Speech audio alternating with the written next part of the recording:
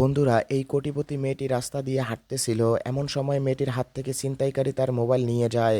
তখন মেয়েটি ছিনতাইকারীকে থামতে বলে এবং মেয়েটি তার কাছে থাকা সব কিছু একে একে দিয়ে দেয়।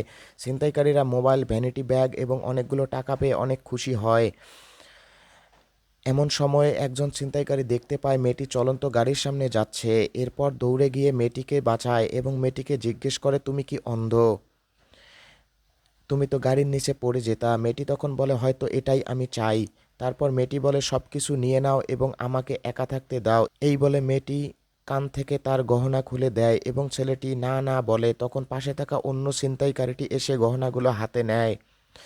অরিজিনাল গোল্ড এবং ডায়মন্ডের তৈরি দুল পেয়ে সে তো অনেক খুশি, কিন্তু ছেলেটি তখন রেগে গিয়ে বলে, তুমি কি দেখতে পাচ্ছ না মেয়েটির অবস্থা? তখন অন্য ছিনতাইকারীটি বলে, আই অ্যাম সরি, আমি তার বাসায় যেতে চাই এবং সবকিছু নিয়ে আসতে চাই। তখন ছেলেটি তার কথায় একমত হয় এবং মেয়েটিকে বলে, তুমি যদি তোমার বাসার সবকিছু আমাদেরকে দিয়ে দাও তখন আমরা তোমাকে একা থাকতে দেব। তখন মেয়েটি কিছুক্ষণ পর তাদের কথায় রাজি হয়ে তার বাসায় নিয়ে যায়।